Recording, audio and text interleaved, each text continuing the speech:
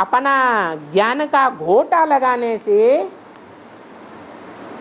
भगवान प्रसन्न होते हैं कि मेरे स्टूडेंट ने मेरी बातों को इतना महत्व दिया, इतना समय लगाया कि मनन चिंतन मंथन करके उस दूध को अमृत बना दिया। जिस अमृत को पी करके देवताएं भी अमर बन जाते हैं, इसलिए नाम पड़ता है अमरनाथ। तो सारे गायन पूजन कहाँ के हो? संगम युग के हैं। और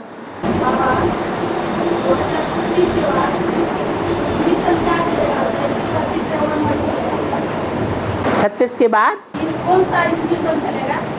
कौन सा ईस्वी चलेगा? 37 चलेगा कि 38 चलेगा? बाबा ने कहा है संवत एक एक एक शुरू होगा। तो ये नई दुनिया का संवत होगा या पुरानी दुनिया का संवत होगा? अब नई दुनिया का संवत संगम युग में शुरू होगा या सतयुग में शुरू होगा? है?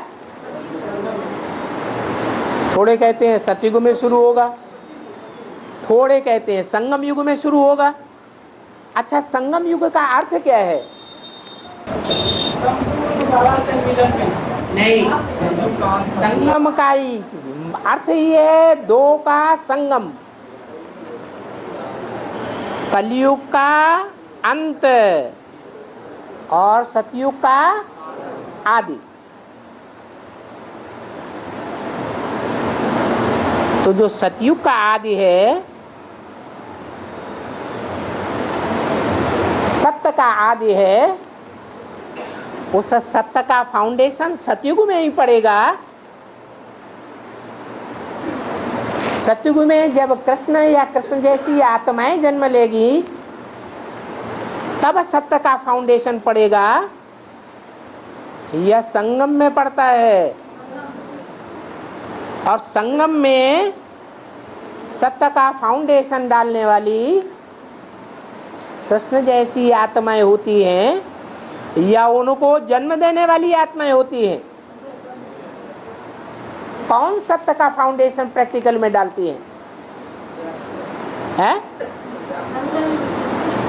संगम युग में सत्य का प्रैक्टिकल फाउंडेशन डालने वाली आत्माएं अर्थात सत्य संगठन बनाने वाली आत्माएं कृष्ण जैसी आत्माएं होंगी या उनको जन्म देने वाली आत्माएं होंगी? जन्म देने वाली आत्माएं होंगी। वो जन्म देने वाले बीज संगम में तैयार होते हैं या सतयुग में तैयार होते हैं? संगम में तैयार होते हैं। तो संगम में ही संवत एक एक एक शुरू होगा।